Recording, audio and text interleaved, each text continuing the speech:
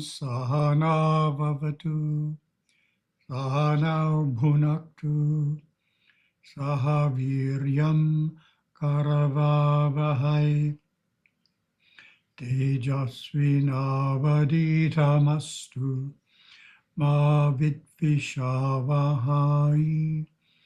Om Shanti, Shanti, Shanti. And we will share the screen. Where is it? There it is. There we are. March 22nd in Asia.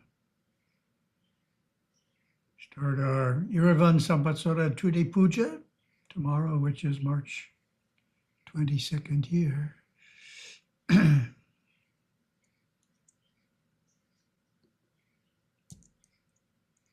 And as expected, our first topic is Yoga Sutras.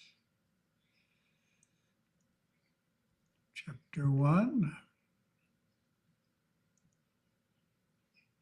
And we are in review here.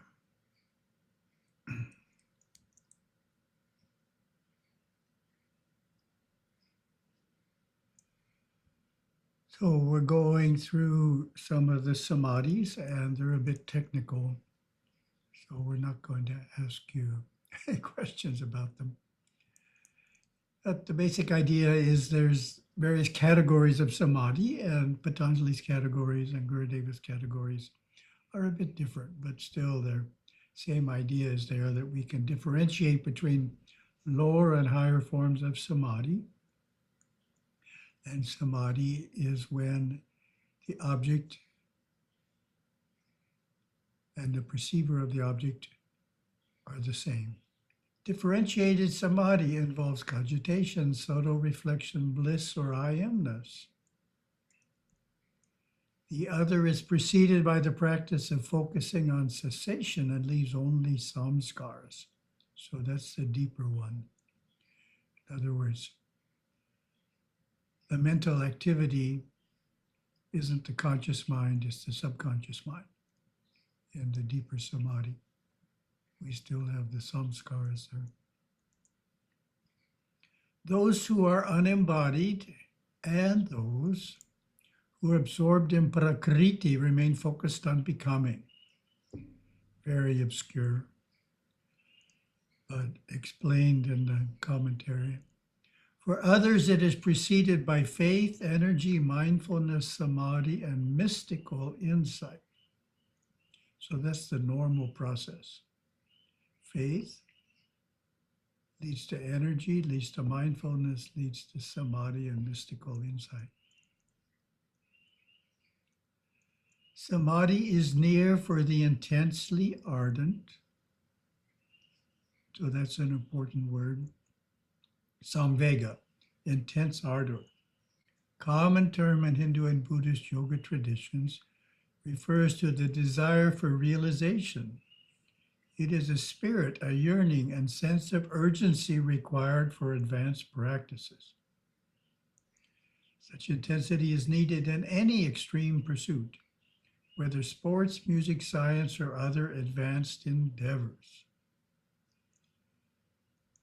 Even among these, there is differentiation in degrees of ardor, whether mild, moderate, or extreme. Or this is gained through devotion to Ishvara. This is gained as a reference to achieving asamprajñata samadhi, Vyasa explains. So Vyasa is the major commentator of ancient days on the Yoga Sutras. Through a special kind of devotion called Ishvara Paranidhana, on the part of the devotee, Ishvara inclines towards him and favors him with grace for fulfillment of his wish. From such grace, also a yogin obtains samadhi, and its result, the attainment of the state of liberation, becomes imminent. Here we arrive at a key juncture in Patanjali's sutras where he stresses the importance of devotion to God. So this Ishvara Pranidhana, it's a niyama. It's similar to our niyama, Ishvara Pujana. Pujana is the act of worship. Pranidhana is the presence of devotion. So, very similar. As discussed before, this is where Vedanta and Siddhanta diverge. Most commentators leaning towards Advaita Vedanta, which regards devotion as a lesser practice, more or less set this sutra aside. For to them, there is no divine ruler, Ishvara, in the sense that Patanjali implies. Saiva Siddhanta, on the other hand, Saiva Siddhantans, on the other hand, hold devotion as central to the spiritual path. This pure love of God, the creator of all, the source of illumination. For Siddhantans, this devotion is not only a surrender of the heart, it is also the active worship of Shiva through puja and adoration, Ishvara Pujana, and the active pursuit of Shiva consciousness through sadhana and tapas.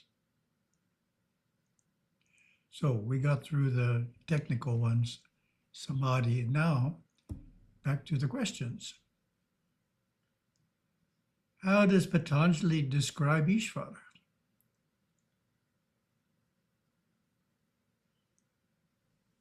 Very good question.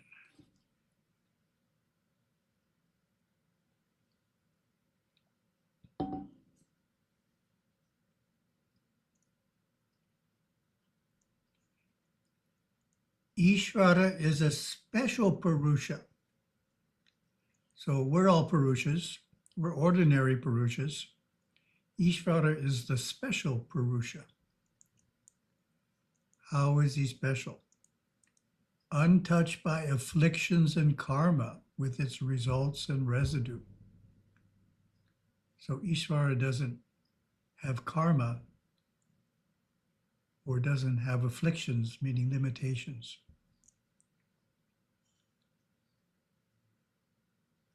And karma with its results and residue. Okay, that's... In him is the peerless source of omniscience. So he's all-knowing. Next one is important. Unbounded by time. He is also the guru of the ancients. Unbounded by time. He's always existed and always will exist. He's unbounded by time. Other Purushas are bounded by time. They get created and then they merge back to Shiva. He's unbounded by time, but he's also the guru of the ancients, which said another way means who created yoga? Ishvara. So the ancients learned yoga from Ishvara. So Ishvara is the real author of Ashtanga Yoga, not Patanjali. Patanjali just wrote it down. Okay, next one about Ishvara. What is Ishvara's signifying sound? That's pretty easy. So this is Ishvara. This is not Shiva. Patanjali stayed in the general term, Ishvara. He didn't go for Vishnu or Shiva.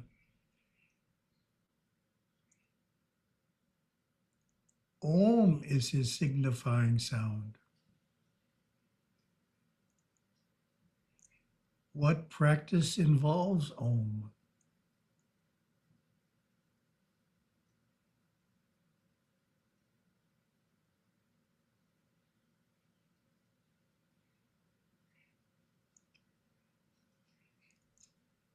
Repeat it while contemplating its meaning. So there's a number of different meanings, not just one, but having one of the meanings in mind, we repeat it. And Gurudeva taught us how to chant it. So it's interesting that in our 10-minute spiritual workout, the mantra we give is Om. That's our first mantra. So when we created that, I didn't have in mind Patanjali, but fits right in with Patanjali. What are the benefits of this practice?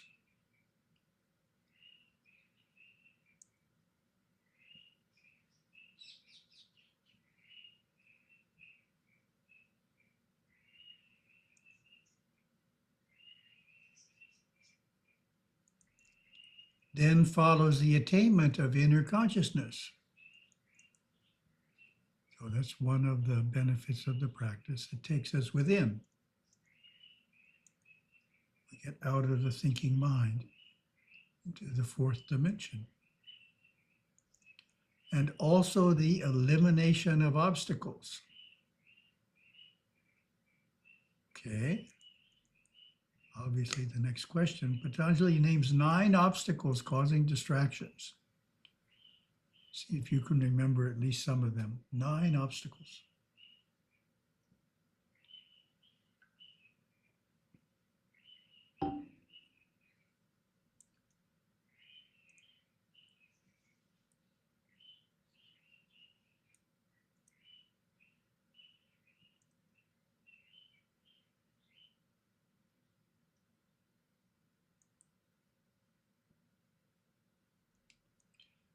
The obstacles causing distraction to the mind are illness, apathy, doubt, carelessness, laziness, sensual indulgence, misapprehension, non-attainment of the stages, and instability. Quite a list, 9 obstacles. What emotional and physical symptoms accompany these obstacles? So we have the obstacles, but then certain symptoms, both physical and emotional, accompany them. They aren't the obstacles, they just accompany the obstacles.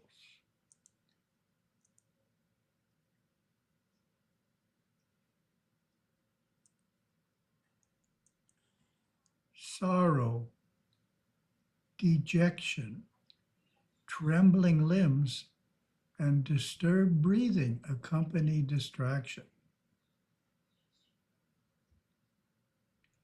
Patanjali gives 8 practices to counteract the obstacles. What are they? Again, see if you can remember at least a couple of them.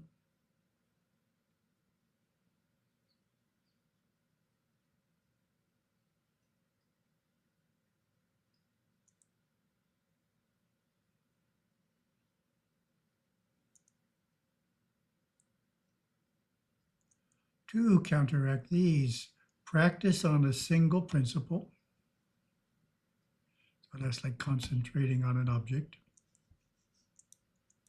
Cultivating friendliness toward the joyful, compassion toward the sorrowful, delight toward the virtuous, and mindful detachment toward the unrighteous engenders mental serenity. So certain people you can get close to and other people you should stay at a distance from. And the one we use a lot, or by exhaling and retaining the breath. So regulating the breath is a good way to overcome the obstacles. 9 counts in, hold 1, 9 counts out, hold 1. Basic one to start with. Regulating the breath.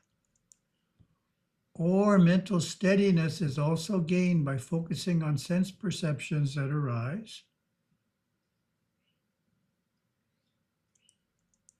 or on that which is luminous and free of sorrow, or on a mind free from desire for things, or by relying on insights from sleep and dreams, or through meditating as one prefers. So that's the idea that we do best when we're really interested in something. So if we choose a meditation that we really are interested in, then it's easier to get rid of the obstacles than if we choose a meditation that we really don't like.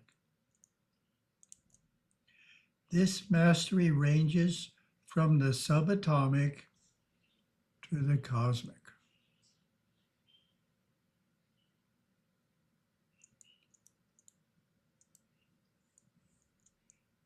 And on to our second topic here.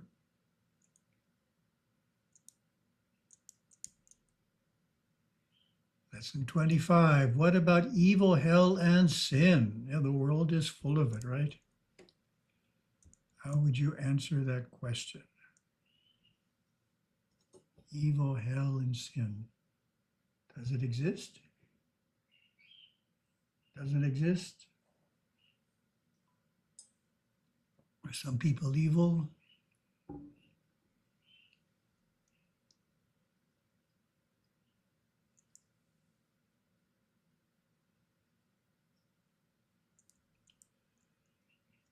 In the highest sense, there is no good or bad. God did not create evil as a force distinct from good. He granted to souls the divine laws of dharma and karma, along with the freedom to act as they wish in the great ocean of experience. This is God's grace allowing us to learn and evolve. There is no eternal hell, nor is there a Satan. However, there are hellish states of mind and painful births. She looks upset. For those who think and act wrongfully. Sin is related only to the lower instinctive intellectual nature as a transgression of dharma. Nice way of saying it. Man's true nature is not sullied by sin, and no bad deed can cause the soul to be forever lost or damned. Just have to go through the reaction. Still, wrongful actions are real and to be avoided, for they return to us as sorrow through the law of karma. Bad deeds can be atoned for with sadhana, worship, and penance.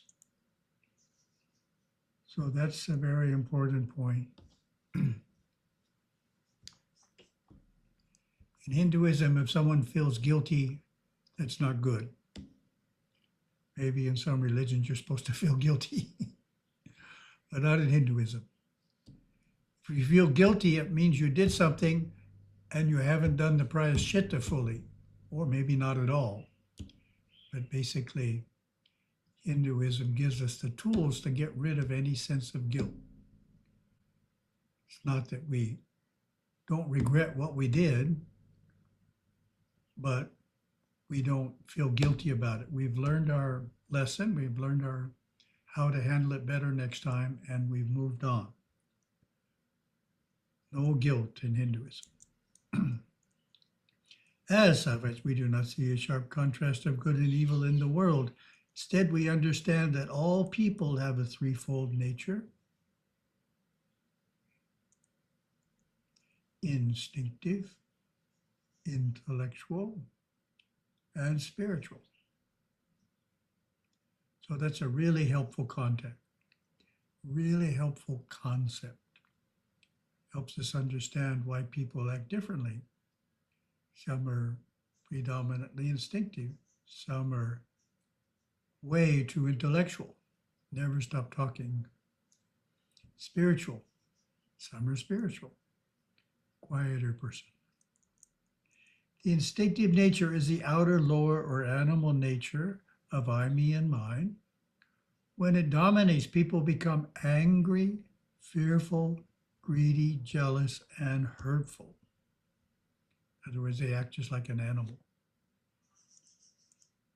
That's the animal nature. The intellectual nature is the soul's mental aspect. When it rules, people can become arrogant and prone to argument and conflict. Love to win in a discussion. Spiritual or superconscious nature of the soul is the source of compassion, insight, modesty, peace, and understanding. The animal instincts of young souls are strong. Their intellect, which is needed to control the instincts, is yet to be developed. So that shows the value of developing the intellect. A developed intellect is able to control the instinctive mind. So we want individuals to develop the intellect, but not think it's the end of development. When we encounter meanness and wickedness in others, we recall this threefold nature and have compassion for those in the lower instinctive states.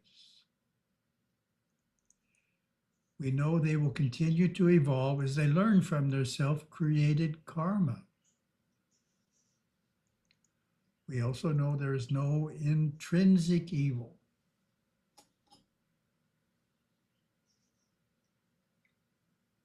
So intrinsic means the inner nature of someone. The inner nature of everyone is the soul. Then around that, we have the instinctive, the intellectual, and the superconscious. But the inner nature, no one's inner nature is evil. Everyone's inner nature is divine. It's just that in strongly instinctive people, it doesn't express itself at all. Maybe in a couple more lives. Oh, thank you very much for stopping there, since the Yoga Sutras was a bit long and intellectually challenging.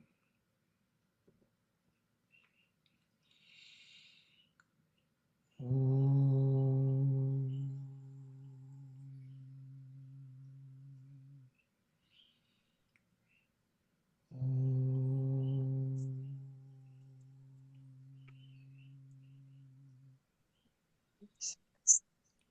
Om.